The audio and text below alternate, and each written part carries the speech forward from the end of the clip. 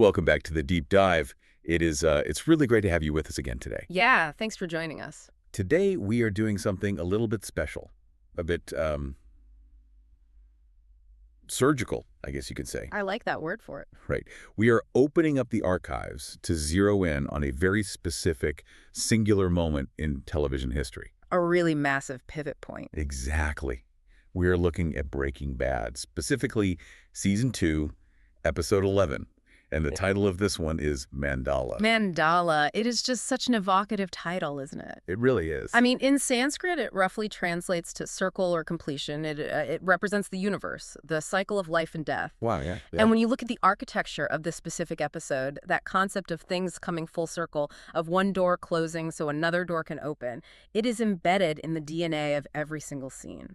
It absolutely is. And for you, the listener, our learner, whether you are a diehard fan who can quote every single line, or you are just someone interested in the mechanics of how great stories are built, this is the deep dive for you. Because we aren't just here to recap a plot. Right. Anyone can read a wiki summary. That's easy. We are here to analyze the exact moment Breaking Bad pivots. That is the key word right there. Pivot. If you look at the trajectory of the whole series, Mandala is the fulcrum. Yeah. Before this episode, Breaking Bad is largely a story about street-level chaos. It's amateur hour, basically. Just a couple of guys making it up as they go. Right. It's chemistry teachers in tidy whities in the desert. It is dealing with erratic, explosive, low-level thugs like Tuco Salamanca. It's cops and robbers. Exactly. It's messy and it's loud. Yeah, and Mandala is the bridge. It is the moment the show transitions from a gritty street drama into a cold, calculated corporate thriller. A completely different genre almost. It introduces the infrastructure of organized crime. It moves us from the street corner to the franchise restaurant. And crucially, it introduces the face of that infrastructure. Oh, yeah. This is the episode where we meet two of the most significant figures in the show's mythology. We meet the terrifyingly quiet enforcer, Victor. Such a great character. And of course, we meet the man himself, Gustavo Fring. The Chicken Man. The Chicken Man. Yeah. Played by the incredible Giancarlo Esposito. And I think it is totally fair to say that his entrance changes the gravitational pull of the entire show. It absolutely does. But before we get into the heavy analysis of Gus and his business model, let's set the stage with some context from our source material. Good idea.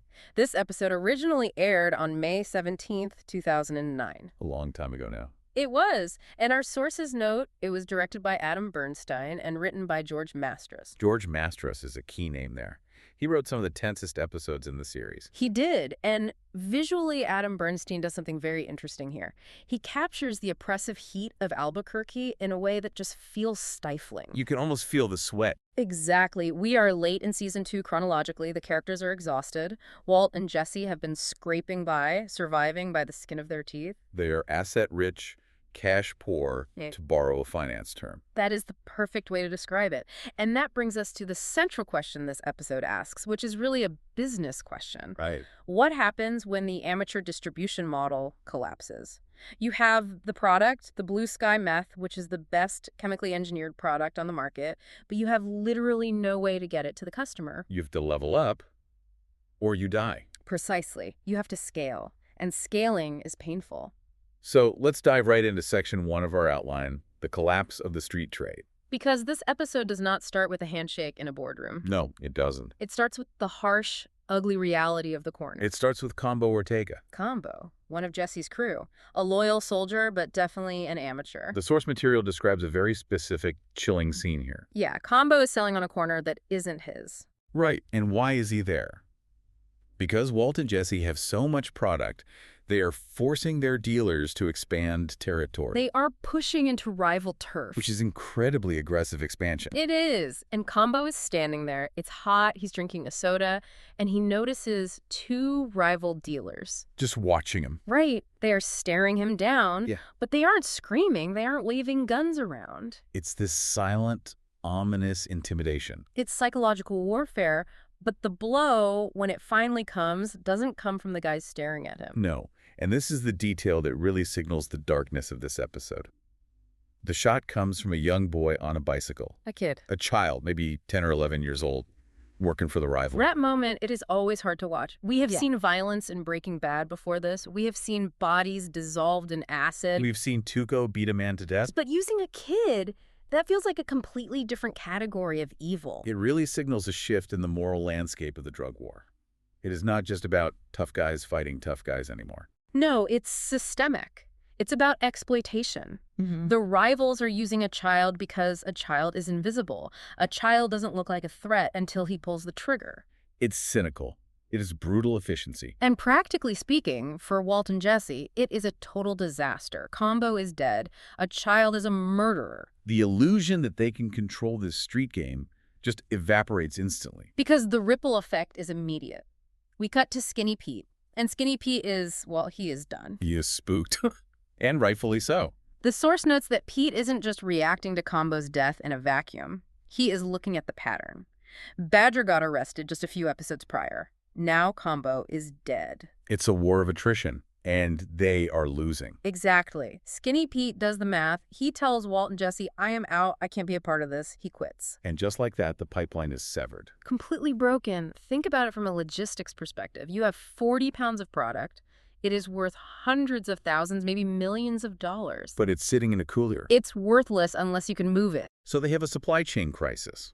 And when you have a business crisis, who do you call? You call a consultant? You call Saul Goodman. You call Saul. And I just love this consultation scene. It's brilliant. Saul sits them down in his strip mall office behind that ridiculous desk of his, and he gives them the most honest performance review of their lives. He calls them incompetent distributors. Incompetent distributors. It sounds so bureaucratic, doesn't it? Like they're failing at selling Tupperware. But he's right. Saul realizes that Walt and Jesse cannot function on the street. They aren't gangsters. Walt is a suburban dad. Jesse is emotional. They are failing at the retail game. So Saul proposes a strategic pivot. He says, stop selling on the corner. Stop thinking small. You need a B2B model, business to business. You need a wholesaler. He suggests they find a businessman who buys in bulk. One transaction. High volume. Exactly. Instead of selling a gram to 1,000 different users, which exposes you to police, snitches, and rival gangs 1,000 times, You sell 40 pounds to one guy.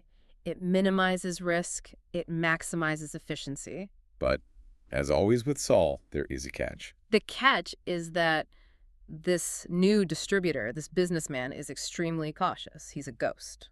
Saul knows a guy who knows a guy, but he warns them. He says this is not a person you mess around with. This is not Tuco. This is a professional. Which leads us to one of the most famous locations in television history.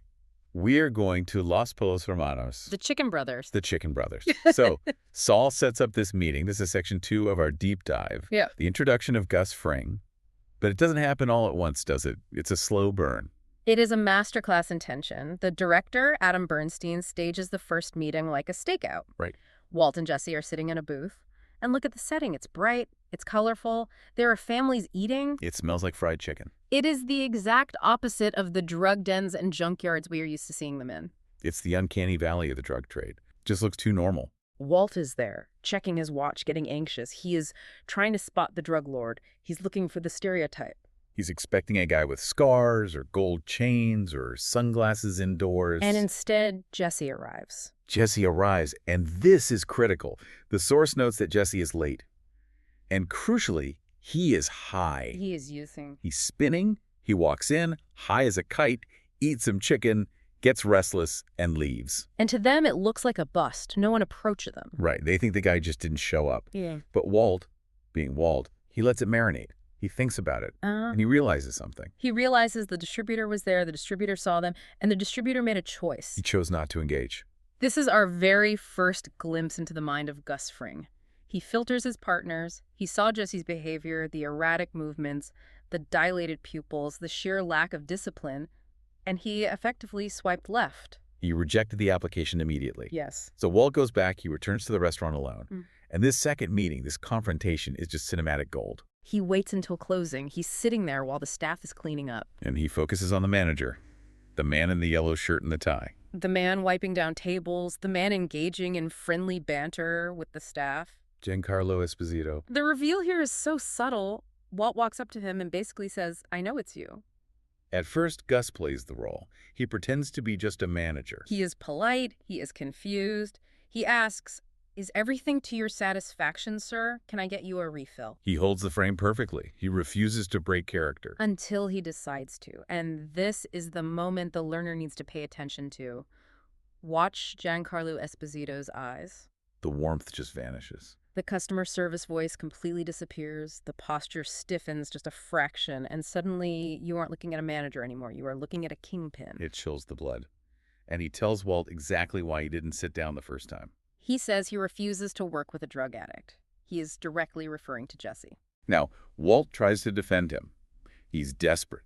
He says Jesse is reliable. He says the product is the best in the world. He is trying to sell the commodity. But Gus isn't buying a commodity. He is buying a partnership. He's buying risk mitigation. Yeah. And he delivers a line that essentially becomes the thesis statement for his character and arguably for the whole tragedy of the show.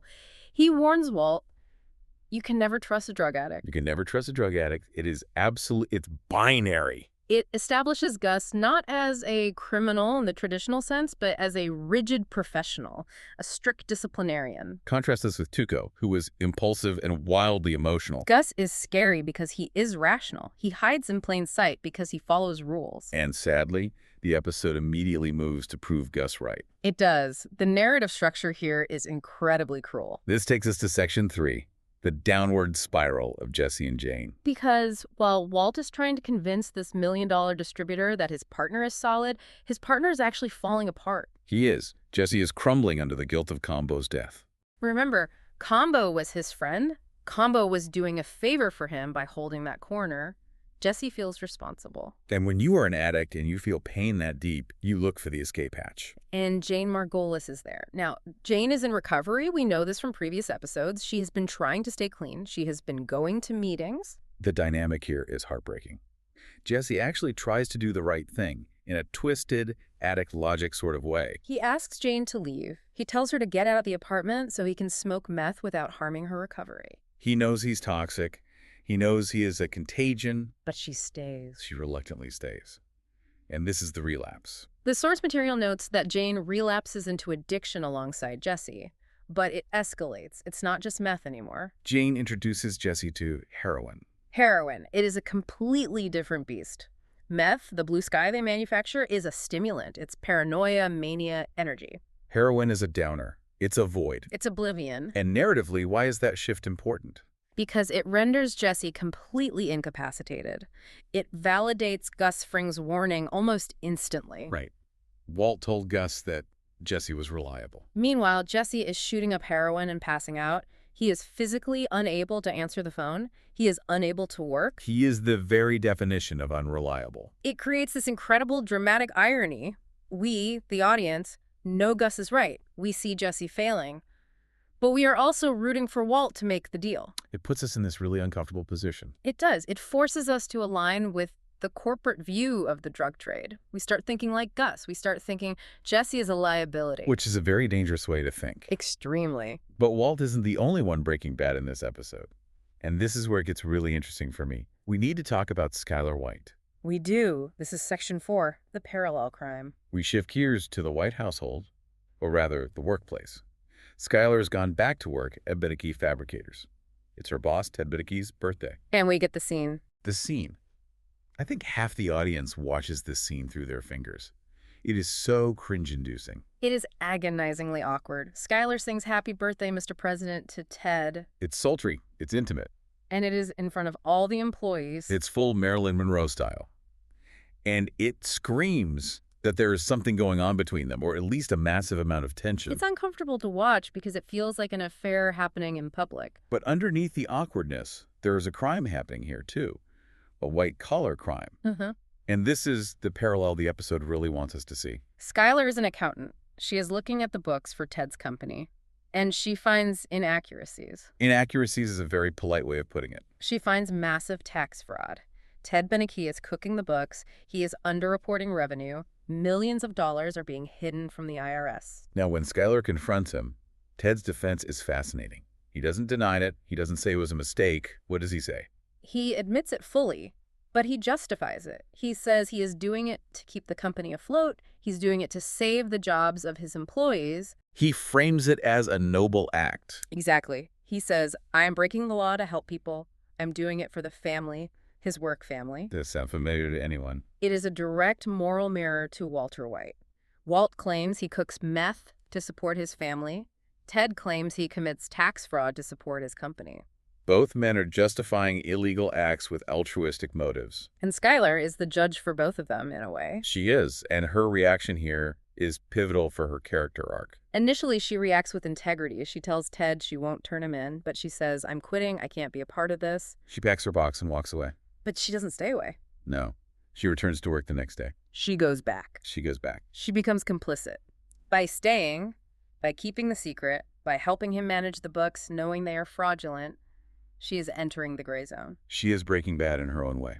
That is such a crucial point. It is not just the Walt show. It is about how crime infects everything around it. It's a contagion. Exactly. And it stripped Skyler of her moral high ground. She is now compromising her ethics for money and security, just like Walt. Okay, so let's look at the board. We've got the collapsed street trade. We've got the introduction of Gus Fring, the skeptic. We've got Jesse incapacitated by heroin. We've got Skyler complicit in tax fraud. Right. The pressure cooker is whistling. And that brings us to Section 5, the climax, the ultimatum. The pacing of this episode really ramps up here. It turns into a straight thriller. Walt receives a message. He is summoned back to Los Pollos Hermanos. And this time, the dynamic has completely changed. He learns the truth. The man he met isn't just a manager, he is the owner. But when he arrives, the actual manager, the civilian, tells Walt that Gus isn't there. Walt is confused. He tries to leave. And this is where we finally meet Victor. Victor, we mentioned him earlier. Up until now, we have mostly seen Gus. But Victor steps in. He blocks Walt from leaving the restaurant. He is physically imposing, silent, very scary. He represents the muscle behind the management. And he delivers the terms. The deal is on the table. But it's not a negotiation, it's an ultimatum. Gus is buying. He wants the entire inventory. $1.2 million. In cash. $1.2 million. That is a life-changing amount of money for Walt. That is the goal. That's the provide for the family after I die money.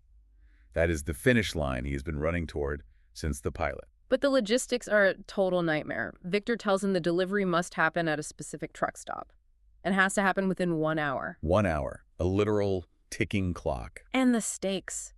If Walt misses this window, Gus Fring will never do business with him. The door closes forever. There are no second chances in the corporate world. So the clock starts ticking. And of course, because this is Breaking Bad, everything goes wrong at the exact same time. It is Murphy's Law on steroids. It's the convergence of crises. Crisis A, the meth is not with Walt. It is at Jesse's apartment. Walt does not have the product. And crisis B, this is the big one. Skyler goes into labor. She's having the baby. She is having the baby. She is texting Walt. She's calling Walt. Where are you? It's happening. So Walt is torn. Literally torn. On one side, the birth of his daughter, Holly, the symbol of his family. The reason he claims he's doing all of this. And on the other side, the drug deal that will secure the money for said family. It is the ultimate test of his stated motivations. If he really is doing this for his family, shouldn't he be at the birth? He rushes to Jesse's place first. He needs the product. But when he gets there, the obstacle we set up in Section 3 pays off. Jesse and Jane. They are passed out. They are in a heroin-induced haze. They are completely unresponsive. Walt is banging on the door. No answer. So he has to break in. He breaks the back door. He enters the squalor of the apartment. And the scene is just so degrading. He has to physically scramble over their comatose bodies to find the stash. He's stepping over his friend. He's treating them like furniture. It's a frantic scene. He is tearing the place apart. He finds the meth underneath the sink. He grabs the black garbage bag. He has the product. And then the phone buzzes again. This is the moment. The Mandala moment. He checks the phone. It's Skyler. Baby coming. Walt stands there. He has the black garbage bag full of crystal meth in his hand. He has the phone in the other. He hesitates. The source material explicitly notes this specific moment of hesitation. It's a crossroads. And what does he choose?